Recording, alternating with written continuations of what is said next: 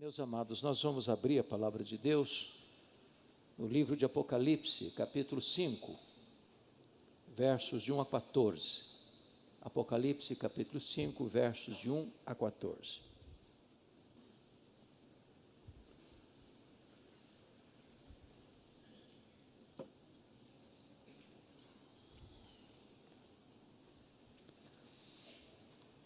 Ontem à noite nós tratamos do capítulo 1 de Apocalipse, hoje de manhã do capítulo 4, e agora vamos considerar o capítulo 5. Vi na mão direita daquele que estava sentado no trono, um livro escrito por dentro e por fora, de todo selado com 7 selos. Vi também um anjo forte que proclamava em grande voz: quem é digno de abrir o livro, de lhe desatar os selos? Ora, nem no céu, nem sobre a terra, nem debaixo da terra, ninguém podia abrir o livro, nem mesmo olhar para ele.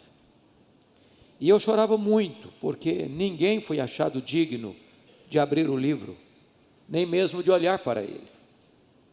Todavia, um dos anciãos me disse: não chores. Eis que o leão da tribo de Judá, a raiz de Davi, venceu para abrir o livro e os seus 7 selos. Então vi no meio do trono, dos 4 seres viventes, e entre os anciãos de pé, um cordeiro como tendo sido morto. Ele tinha 7 chifres, bem como 7 olhos, que são 7 Espíritos de Deus enviados por toda a terra. Veio, pois, e tomou o livro da mão direita daquele que estava sentado no trono. E quando tomou o livro, os 4 seres viventes e os 24 anciãos prostraram-se diante do cordeiro, tendo cada um deles uma harpa e taças de ouro cheias de incenso, que são as orações dos santos. E entoavam um novo cântico, dizendo: digno és de tomar o livro e de abrir-lhe os selos, porque foste morto e com o teu sangue compraste para Deus os que procedem de toda tribo, língua, povo e nação. E para o nosso Deus os constituíste reino e sacerdotes, e reinarão sobre a terra. Vi e ouvi uma voz de muitos anjos ao redor do trono, dos seres viventes e dos anciãos, cujo número era de milhões e milhares de milhares, proclamando em grande voz: digno é o cordeiro que foi morto de receber o poder e riqueza e sabedoria e força e honra e glória e louvor. Então ouvi que toda criatura que há no céu e sobre a terra, debaixo da terra e sobre o mar, e tudo o que neles há, estava dizendo: àquele que está sentado no trono e ao cordeiro seja o louvor e a honra e a glória e o domínio pelos séculos dos séculos. E os 4 seres viventes respondiam: amém. Também os anciãos prostraram-se e adoraram. Amém. Não tenha medo. A história não está à deriva. Meus amados, o livro de Apocalipse, o último livro da Bíblia, foi escrito no final do 1º século, provavelmente por volta do ano 96, no final do governo do carrasco e impiedoso imperador romano Domiciano, que governou de 81 a 96. Os tempos eram muito sombrios. A igreja estava acuada, encurralada por atroz perseguição.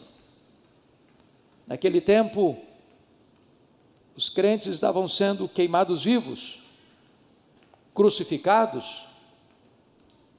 O Coliseu Romano, já inaugurado, chamado Anfiteatro da Morte, era palco da diversão do povo, onde os cristãos enfrentavam as feras ou a espada dos gladiadores. O cenário era sombrio. Os apóstolos já estavam mortos. o sangue dos cristãos embebedava a terra. E para agravar a situação, o último representante do grupo apostólico, o apóstolo João, é deportado para esta colônia penal, para esta ilha vulcânica do mar Egeu, a ilha de Patmos, quando todas as portas da terra se fecharam para ele. Mas Deus é especialista em reverter situações humanamente irremediáveis. Deus é especialista em virar o placar do jogo. Deus é especialista em virar a mesa da história. Deus é especialista em transformar tragédias em triunfo. E quando parecia que a igreja marcharia para o seu fim inglório, Deus abre a porta do céu, e João escuta uma ordem: sobe para aqui, e eu te mostrarei as coisas que em breve devem acontecer. Esta foi a cena que vimos hoje de manhã, quando João vê o trono, e alguém sentado no trono, e ele não ousa descrever quem está no trono, a não ser descrevê-lo na aparência de pedras preciosas, de jaspe e sardônio, pedra branca e vermelha que representa a santidade e a justiça de Deus. João compreende que quem está no trono governa, tudo está ao redor do trono, tudo está diante do trono. E agora, numa outra visão, diz o texto que João vê na mão direita daquele que está sentado no trono um livro, escrito por dentro e por fora, de todo selado com 7 selos. E de repente ele olha para esta cena e uma pergunta é feita, uma interrogação ressoa nos céus, na terra e debaixo da terra: quem é digno de abrir o livro e desatar-lhe os selos?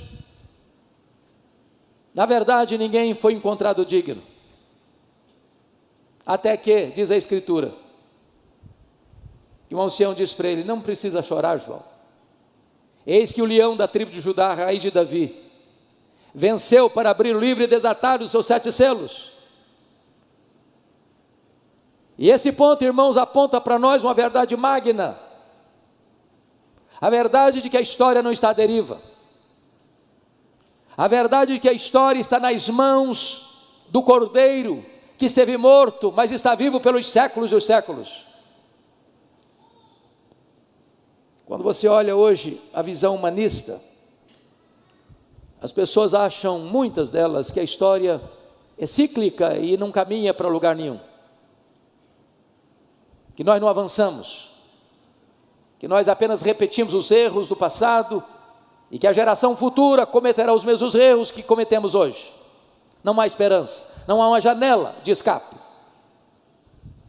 Outros olham para a história e dizem: bom, a história é uma sucessão de fatos sem significado, não há plano, não há esperança. Poderíamos ilustrar isso com a novela de Albert Camus, A Praga, quando ele descreve a cidade de Oran, que foi invadida por ratos que trouxeram a temida peste bubônica. Os médicos se empenharam e, com seus associados, batalharam até vencer a epidemia. Mas no final do livro, o médico disse: é só uma questão de tempo, os ratos voltarão. Não há esperança.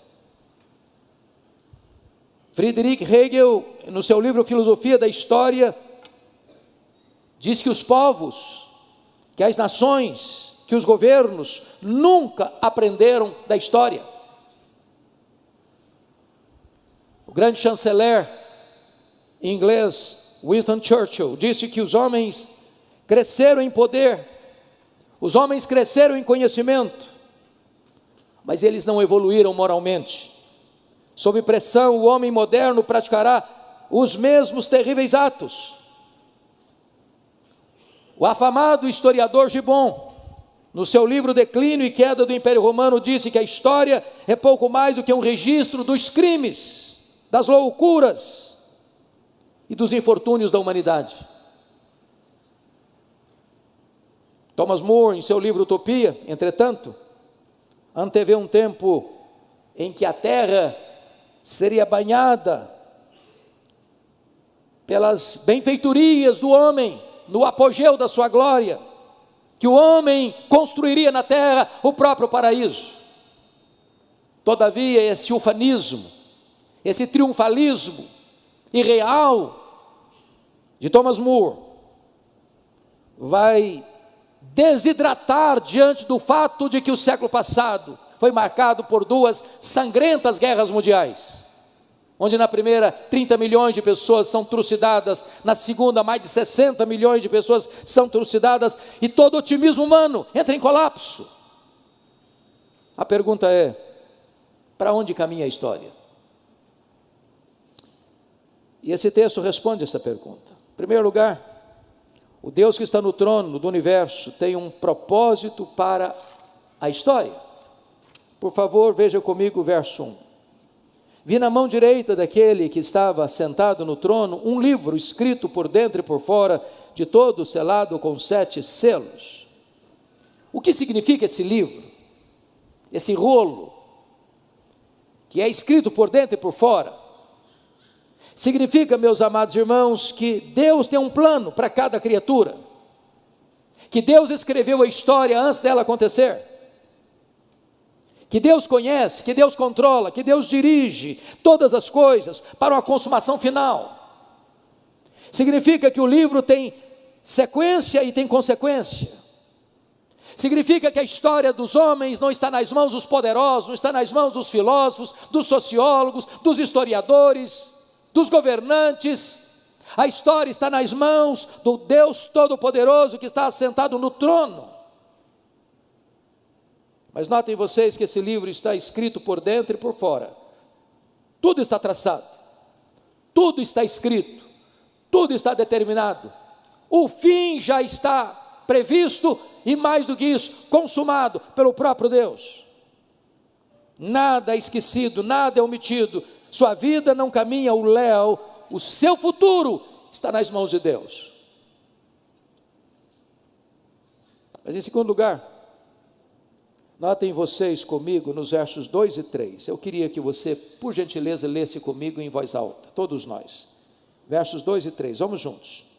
Vi também um anjo forte, que proclamava em grande voz: quem é digno de abrir o livro, de lhe desatar os selos? Ora, nem no céu, nem sobre a terra, nem debaixo da terra, ninguém podia abrir o livro, nem mesmo olhar para ele. Quando diz que o livro está selado com 7 selos, 7 é um número emblemático na Bíblia, um número de completude. Significa que a história sem Deus está completamente, hermeticamente fechada. Só Deus pode dar sentido à história e à sua própria vida. E uma pergunta então é feita: quem é digno? Porque ninguém foi encontrado digno nem de abrir, nem de olhar para dentro dele, de lê-lo, de decifrá-lo. E essa pergunta é feita no céu: quem é digno? Nem Miguel, nem Gabriel, nem os querubins, nem os serafins, nem os anjos, nem os santos que já estão na glória, Abraão, Isaque, Jacó, Elias, Davi, Paulo, Pedro, Maria. Ninguém foi encontrado digno de abrir este livro, de desatar os seus selos. Então a pesquisa desce para a terra, e nenhum rei, nenhum governante, nenhum filósofo, nenhum teólogo, nenhum sociólogo, nenhum cientista, nenhum homem, por mais rara que seja a sua inteligência, foi capaz de abrir este livro e desatar-lhe os selos. Então a pesquisa é feita debaixo da terra, nas regiões inferiores. Nem o diabo, nem seus demônios, nem aqueles que estão atormentados ali conseguiram entender, decifrar e desatar os selos desse livro. Qual foi o resultado? Diz o texto, no versículo de número 4: e eu chorava muito, porque ninguém foi achado digno de abrir o livro, nem mesmo de olhar para ele. E aqui eu percebo a angústia de João. E a pergunta é: por que João está chorando? Talvez por duas razões. Primeiro,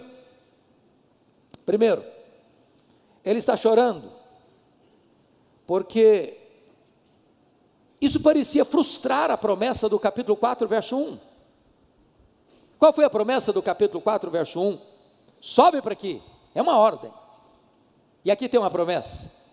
E eu te mostrarei as coisas que em breve devem acontecer.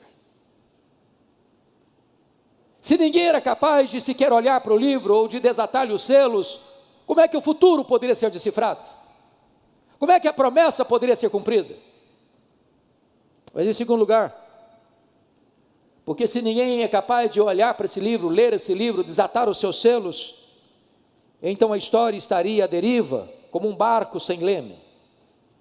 E por isso ele chora.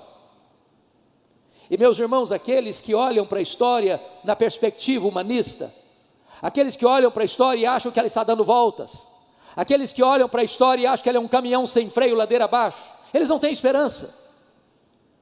Eles choram também, eles se desesperam também. Mas notem comigo que o verso 5 reverte esse quadro. Porque o digno procurado agora é o digno encontrado.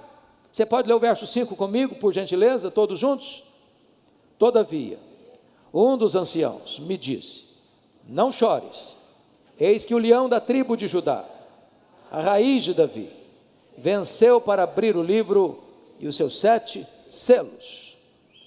Eu quero dizer a você nesta noite que há consolo para nós.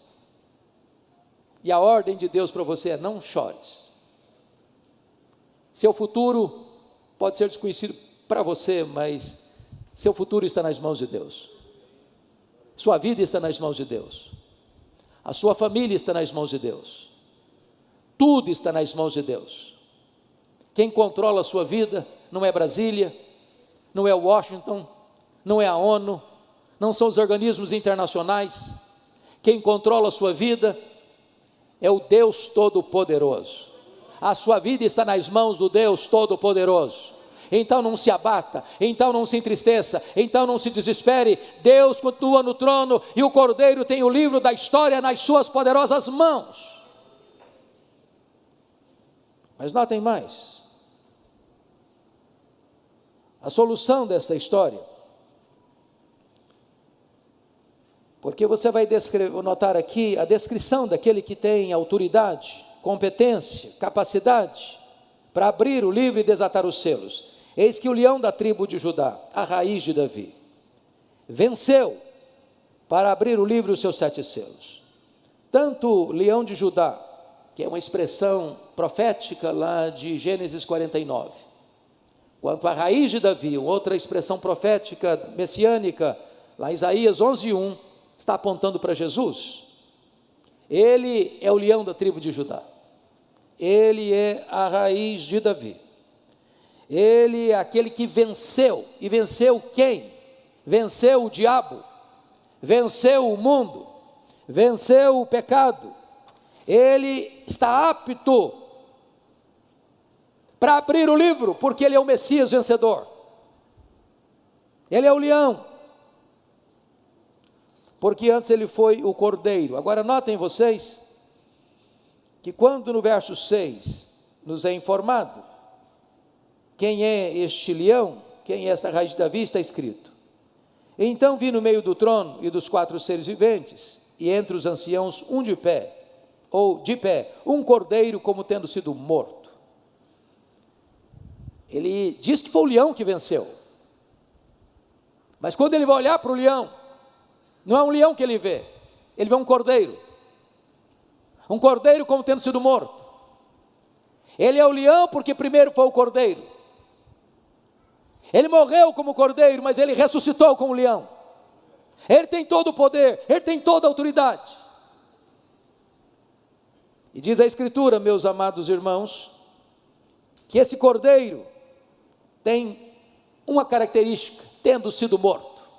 Ele morreu não como um acidente, ele morreu não porque fraquejou diante do poder de Roma, ele não morreu porque foi uma vítima indefesa das tramas do sinédrio judaico, Ele não morreu porque Judas o traiu, porque Pedro negou, ou porque o Sinédrio contratou testemunhas falsas para acusá-lo. Ele não morreu porque Pilatos simplesmente covardemente o condena. Ele morreu porque este era o projeto eterno de Deus. O Cordeiro foi morto antes da fundação do mundo, para a nossa redenção.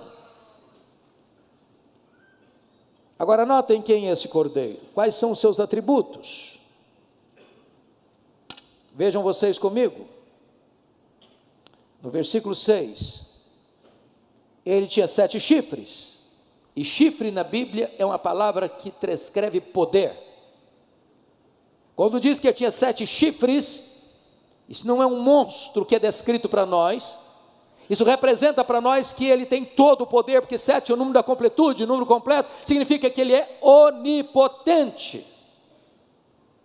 Quando diz no verso 6 que ele tem 7 olhos, não é que é um cordeiro esquisito, não, 7 olhos é uma expressão bíblica que significa, ele tem todo o conhecimento, ele é onisciente, ele é onipotente, ele é onisciente.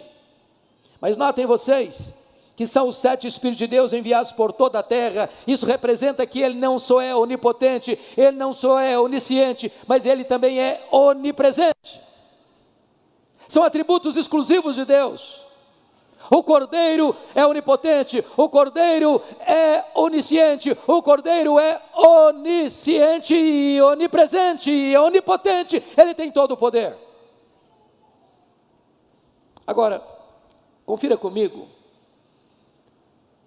em quarto lugar, quais são as implicações de Jesus estar com o livro da história em suas mãos. Vejamos, por favor, a partir do verso 8 ao verso 12.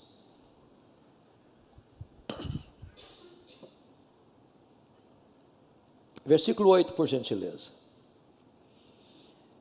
E quando tomou o livro, os 4 seres viventes, nós estudamos hoje de manhã, aqui no culto, que os 4 seres viventes são uma descrição das ordens angelicais, dos querubins.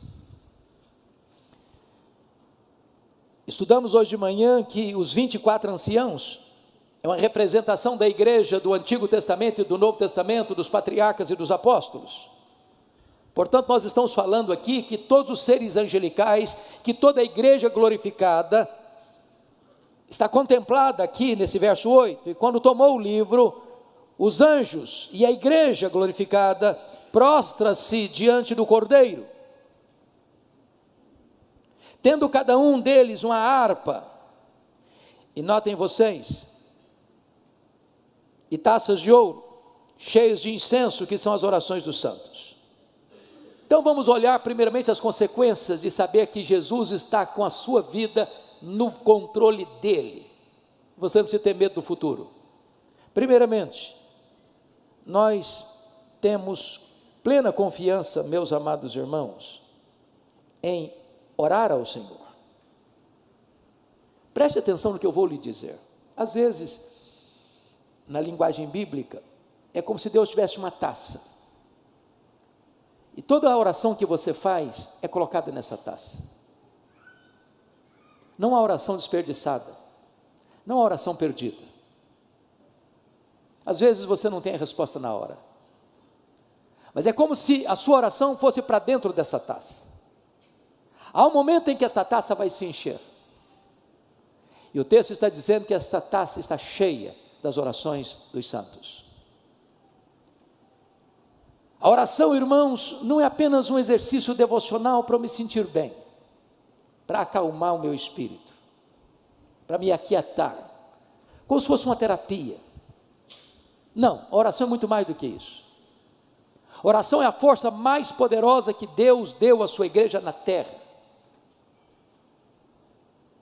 Você não está orando a um ídolo, você não está falando com alguém impotente, você está falando com aquele que está no trono, que tem as rédeas da história nas suas mãos, que tem poder para fazer incursões na história e fazer grandes mudanças e revoluções na história.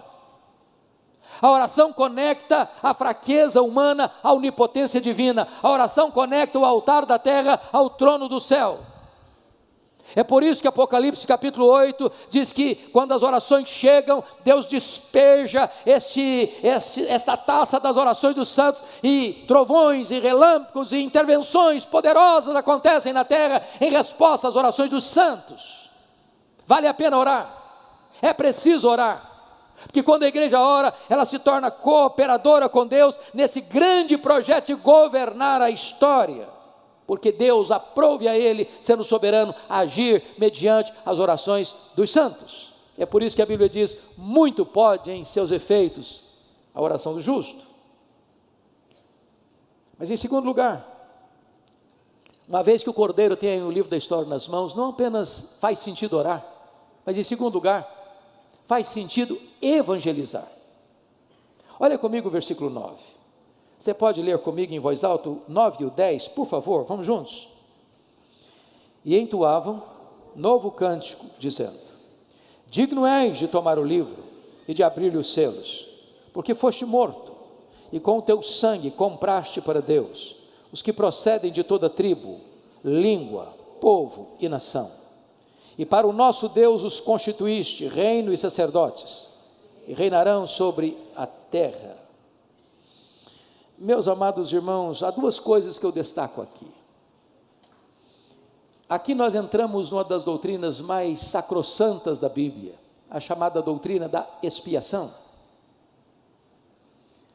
Há muitos irmãos que são evangélicos, cristãos, irmãos nossos na fé, que têm uma outra visão desse texto, pensando que Cristo morreu na cruz apenas para possibilitar a salvação do homem, de tal forma que a salvação continua na mão do homem e não na mão de Deus. Mas esse texto está nos mostrando uma verdade maior, mais profunda, penso eu, mais gloriosa. Cristo não morreu na cruz apenas para possibilitar a salvação. Ele morreu na cruz para comprar com o seu sangue. E esse é um ato definitivo, completo, cabal. Não tem mais nada para pagar, o preço já foi pago. E se comprou, ele tem direito. E o que você tem aqui como encorajamento para a evangelização? É que aqueles que foram comprados na cruz, por preço de sangue, precisam ser chamados. E a voz de Jesus é o Evangelho. É por isso que Jesus Cristo disse: eu tenho muitas outras ovelhas que não estão no aprisco, elas ouvirão a minha voz e atenderão, e eu darei a elas a vida eterna, e ninguém as arrebatará das minhas mãos. Aqui a igreja tem uma garantia de que evangelizar faz sentido e tem resultado garantido, porque quando você prega o Evangelho, aqueles que foram comprados pelo sangue do Cordeiro, ao ouvir o Evangelho, o Senhor mesmo tirará o tampão dos ouvidos, tirará a venda dos olhos, tirará o coração de pedra e lhes dará um coração de carne. Há garantia para a igreja que a obra missionária é uma obra vitoriosa. Bendito seja Deus. Agora notem vocês, que o Senhor não apenas comprou gente de todos os setores, porque ele está falando aqui de tribo, que é um grupo étnico, ele está falando de língua, que é um grupo linguístico, ele fala de povo, que é um grupo político, e ele fala de nação, que é um grupo social. Ou seja, o Senhor tem os seus escolhidos em todas as etnias da terra, e a ordem à igreja é: ide, portanto, fazei discípulos de todas as etnias, de todas as nações, batizando-os em nome do Pai, e do Filho, e do Espírito Santo, ensinando-os a guardar todas as coisas que vos tenho ordenado, e eis que estou convosco todos os dias, até a consumação dos séculos. A missão da igreja é aqui, é ali, é além fronteiras ao mesmo tempo. Mas o Senhor não apenas comprou gente de todos esses setores, de todas as etnias, mas comprou com um propósito. Qual o propósito? O versículo 10: e para o nosso Deus os constituíste reino e sacerdotes. Meus irmãos, nenhuma pessoa no Velho Testamento podia ser rei e sacerdote ao mesmo tempo. Um rei não podia ocupar um papel de sacerdote, um sacerdote não podia ocupar um papel de rei. A Bíblia fala do rei Uzias, era um grande rei, governou muitos anos em Jerusalém. Um dia ele afrontosamente quis ocupar um papel de sacerdote e ele ficou leproso. Mas lá em Zacarias, diz que essas duas funções, de sacerdote e de rei, seria ocupada pelo Messias. E Jesus é o sacerdote, e Jesus é o rei. Ele tem uma função sacerdotal, e ele tem uma função real. Ele é o rei dos reis, e ele é o sumo sacerdote. Mas agora a Bíblia está dizendo que esta mesma bênção e privilégio é concedida a você. Você e eu somos sacerdócio real, nação santa, povo de propriedade exclusiva de Deus, para proclamar as virtudes daquele que nos chamou das trevas para a sua maravilhosa luz. Agora você tem livre acesso à presença de Deus.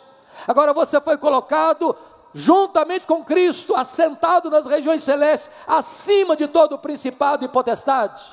E nós também assentaremos em tronos e reinaremos com Ele pelos séculos dos séculos. Que privilégio você e eu temos diante da obra que Cristo realizou na cruz.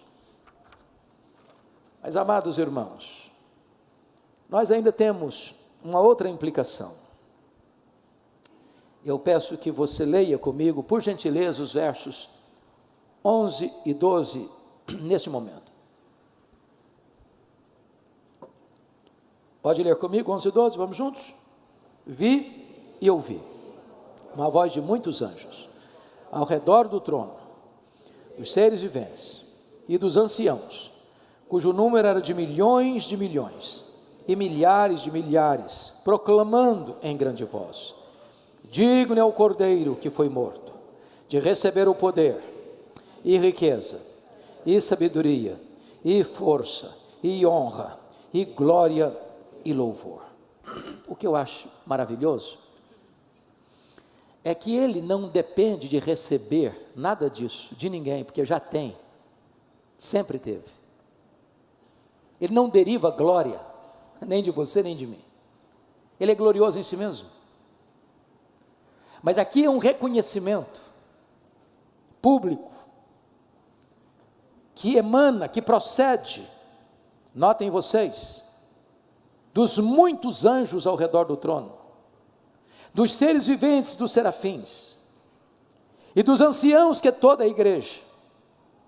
E esse número se torna um número tão grande que João não pode descrevê-lo a não ser milhões de milhões, milhares de milhares, reconhecendo uma coisa: que o Cordeiro é digno, o Cordeiro que foi morto, de receber o poder, todo o poder, poder da força do braço humano, poder da sabedoria humana, poder dos recursos humanos, todo o poder, ele é digno de receber. Ele é digno de receber a riqueza, as fortunas dos grandes empresários, dos grandes comerciantes, daquele que recebe salário mínimo, toda a riqueza consagrada a ele. Ele é digno de receber sabedoria, a sabedoria dos grandes luminares do saber humano, dos grandes pensadores. Ele é digno de receber. Ele é digno de receber a força humana, a força da terra, a força do céu. A honra é dele. É por isso que nós aprendemos hoje de manhã no capítulo 4, que embora os anciãos, os 24 anciãos, tivessem coroas de ouro, quando chegam diante daquele que está no trono, eles se prostram, e eles tiram as suas coroas e depositam-nas aos pés daquele que está sentado no trono, porque só ele é digno de honra. Ele é digno de glória, só ele é glorioso, e a glória só pertence a ele. Ele é digno do louvor, porque não há culto senão endereçado a Ele. Meus amados, eu gostaria agora de concluir dizendo a vocês que esse texto termina de uma maneira arrebatadora, apoteótica. E Dr. Charles Erdman, egrégio comentarista presbiteriano, ao tratar deste assunto, ao expor esse texto, diz que nós encontramos aqui em Apocalipse capítulo 4 e capítulo 5, o oratório da criação e o oratório da redenção. Oratório é um gênero musical dramático, com solos e coros, acompanhados de orquestra. E a cena que temos diante de nós é tão bela, é tão eloquente, que talvez nos faltem palavras para descrevê-la. E eu queria convidar a igreja nesta noite, para nós visualizarmos essa cena.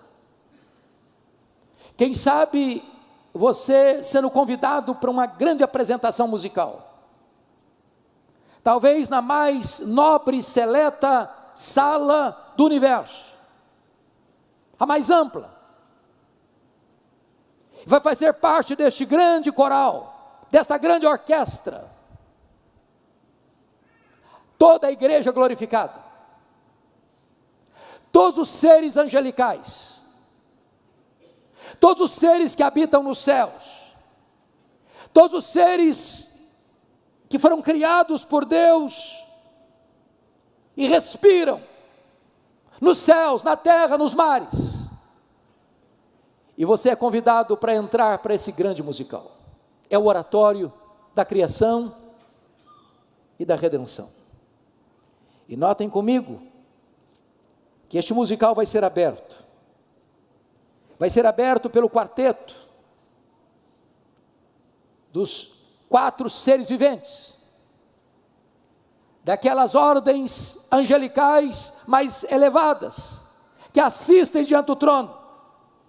Eles abrem este musical no capítulo 4, versículo 8, dizendo: Santo, Santo, Santo é o Senhor Deus, o Todo-Poderoso, aquele que era, e que é, e que há de vir. E em seguida, vem uma segunda música, e essa segunda música é cantada por toda a igreja, comprada e lavada no sangue do Cordeiro, desde Abel, o primeiro a morrer na história, até o último que será remido pelo Senhor, estará cantando. E a música está no capítulo 4, verso 11, e a música é esta: digno, tu és digno, Senhor e Deus nosso, de receber a glória, e a honra, e o poder, porque todas as coisas tu criaste, sim, por causa da tua vontade, vieram a existir, e foram criadas. E após esta música arrebatadora, então você tem um solo, num tom triste, quase que um gemido da alma, que ecoa nesta sala nobilíssima, deste grande oratório, que está no capítulo 5, verso 2, é uma pergunta, que ecoa no céu, na terra e debaixo da terra, e a pergunta é essa: quem é digno de abrir o livro e desatar-lhe os selos? Depois desta música, que parece ensurdecer o universo, vem o responso,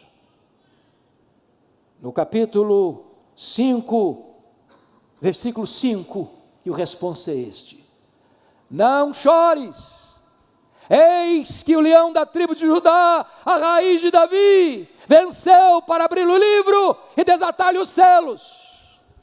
Então diz a Escritura, que vem uma quinta música, e esta música, ela é entoada pelos 4 seres viventes, pelos 24 anciãos, pela ordem angelical e por toda a igreja glorificada, que está no capítulo 5, versículo 9, digno és de tomar o livro e de abrir os selos, porque foste morto e com teu sangue compraste para Deus os que procedem de toda tribo, língua, povo e nação, e para o nosso Deus os constituíste reino e sacerdotes, e reinarão sobre a terra. E agora a música vai encaminhando para a sua conclusão, para a sua apoteose, para a sua conclusão bendita e gloriosa. E agora diz a Escritura que os serafins, que os anjos, que a igreja e que uma multidão de anjos inumeráveis, de milhões, de milhares de milhares, canta a penúltima música que ressoa nesta sala do universo. E a música é esta: digno é o Cordeiro que foi morto de receber o poder e a riqueza e a sabedoria e a força e a honra e a glória e o louvor. E agora todos se preparam para o encerramento deste oratório. Agora diz a Bíblia que toda criatura que há no céu, que toda criatura que há na terra, que toda criatura que há no mar, que todo ser que respira começa a louvar a Deus, numa música arrebatadora e apoteótica. E a música está no capítulo 5, verso 13. Aquele que está sentado no trono e ao Cordeiro, seja o louvor, seja a honra, seja a glória, seja o domínio pelos séculos dos séculos. E diz a Bíblia que os anjos gritam em toda a força: amém! E este amém ecoa por todo o universo, e os 24 anciãos, a igreja se prostra e adora. E assim se fecham as cortinas, para mostrar para João uma coisa: não importa o que vai acontecer amanhã, a história está nas mãos do Cordeiro de Deus. Você não precisa ter medo, porque a história não está à deriva.